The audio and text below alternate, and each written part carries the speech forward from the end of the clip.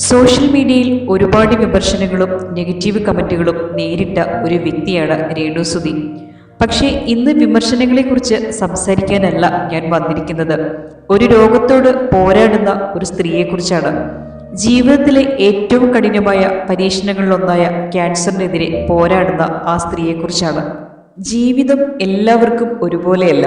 നമ്മൾ സോഷ്യൽ മീഡിയയിൽ കാണുന്നത് ഒരാളുടെ ജീവിതത്തിൻ്റെ ചെറിയൊരു ഭാഗം മാത്രമാണ്.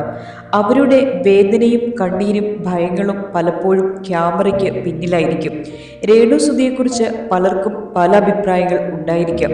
ഇഷ്ടമുള്ളവരും ഉണ്ടാകും, ഇഷ്ടമില്ലാത്തവരും ഉണ്ടാകും.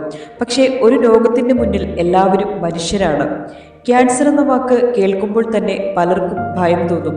അത് ശരീരത്തെ മാത്രമല്ല മനസ്സിനെയും കുടുംബത്തെയും ബാധിക്കുന്ന ഒരു പോരാട്ടമാണ്. ഓരോ ചികിത്സയും, ഓരോ ആശുപത്രി സന്ദർശനവും, ഓരോ രാത്രിയും പ്രതീക്ഷയും ഭയവും തമ്മിലുള്ള ഒരു യാത്രയാണ്. ഇപ്പോഴും ചിലർ സോഷ്യൽ മീഡിയയിൽ നെഗറ്റീവ് കമൻറ്റുകൾ എഴുതുന്നത് കാണാം.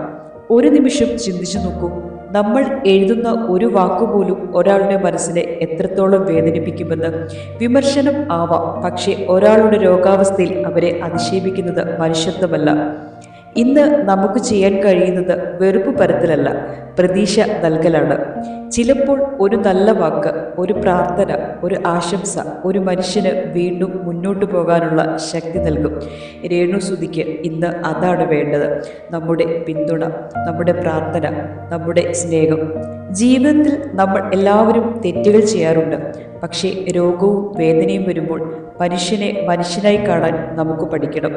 രേണുസുധി ഈ രോഗത്തെ അതിജീവിച്ച് ആരോഗ്യവതിയായി തിരികെ വരട്ടെ എന്ന് നമുക്ക് പ്രാർത്ഥിക്കാം. സോഷ്യൽ മീഡിയയിൽ നമ്മൾ ഒരാളെ കാണുമ്പോൾ അവരുടെ ചിരി കാണാം, വീഡിയോകൾ കാണാം, ജീവിതത്തിൻ്റെ മനോഹരമായ നിമിഷങ്ങൾ കാണാം.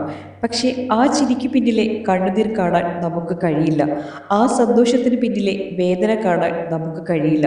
കാരണം ഓരോ മനുഷ്യനും ഉള്ളിൽ പറയാതെ സൂക്ഷിക്കുന്ന ചില മുറിവുകൾ ഉണ്ടാകും.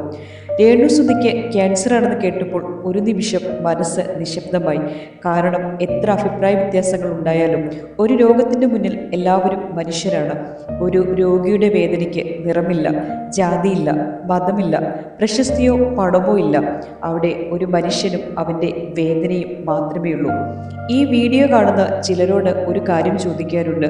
നിങ്ങളുടെ വീട്ടിൽ ഒരാൾക്ക് ഇങ്ങനെ ഒരു രോഗം വന്നാൽ അവരെ പരിഹസിക്കുന്ന കമൻറ്റുകൾ കാണാൻ നിങ്ങൾക്ക് കഴിയുമോ? അവരുടെ വേദനയെ കളിയാക്കുന്ന വാക്കുകൾ കേൾക്കാൻ നിങ്ങൾക്ക് കഴിയുമോ? ഒരിക്കലും കഴിയില്ല. കാരണം വേദന അനുഭവിക്കുന്നവർക്ക് അതിൻ്റെ ആഴം അറിയും. നമ്മൾ എഴുതുന്ന ഒരു കമൻറ്റ് നമുക്ക് വെറുമൊരു വരിയായിരിക്കും, പക്ഷേ അത് ഒരാളുടെ ഹൃദയത്തിൽ ഒരു മുറിവാകാം. ജീവിതം വളരെ വിചിത്രമാണ്. ഇന്ന് നമ്മൾ ശക്തരാണെന്ന് കരുതാം, നാളെ എന്ത് സംഭവിക്കുമെന്ന് ആർക്കും അറിയില്ല. അതുകൊണ്ട് തന്നെയാണ് ഒരാളുടെ വീഴ്ചയിൽ സന്തോഷിക്കരുത് എന്ന് മുതിർന്നവർ പറയുന്നത്. കാരണം ഇന്ന് അവരുടെ സ്ഥാനത്ത് അവരാണെങ്കിൽ നാളെ ആ സ്ഥാനത്ത് നമ്മളായിരിക്കും. രേണുസുധിയോട് ഒരു കാര്യം മാത്രം പറയാനുണ്ട്. നിങ്ങൾ ഒറ്റയ്ക്കല്ല. നിങ്ങൾക്കായി പ്രാർത്ഥിക്കുന്ന ആയിരക്കണക്കിന് ആളുകളുണ്ട്. നിങ്ങൾ ഈ രോഗത്തെ തോൽപ്പിക്കും. ഇതും കടന്നു പോകും. വീണ്ടും പഴയതുപോലെ ചിരിച്ചുകൊണ്ട് ജീവിതത്തിലേക്ക് മടങ്ങി വരും. ആ ദിവസത്തിനായി ഞങ്ങളും കാത്തിരിക്കുന്നു. നമ്മൾ ഒരു മനുഷ്യനെ സ്നേഹിക്കണമെന്നില്ല, പക്ഷേ ഒരു മനുഷ്യൻ്റെ വേദനയെ മാനിക്കാനെങ്കിലും പഠിക്കണം. കാരണം ചില സമയങ്ങളിൽ മരുന്നുകളേക്കാൾ ശക്തിയുള്ളത് മനുഷ്യരുടെ പ്രാർത്ഥനകളാണ്. ദൈവം രേണുസുധിക്ക് പൂർണ്ണ ആരോഗ്യവും ശക്തിയും നൽകട്ടെ. വേഗം രോഗമുക്തി നേടി സന്തോഷത്തോടെ ജീവിതത്തിലേക്ക് മടങ്ങി വരട്ടെ.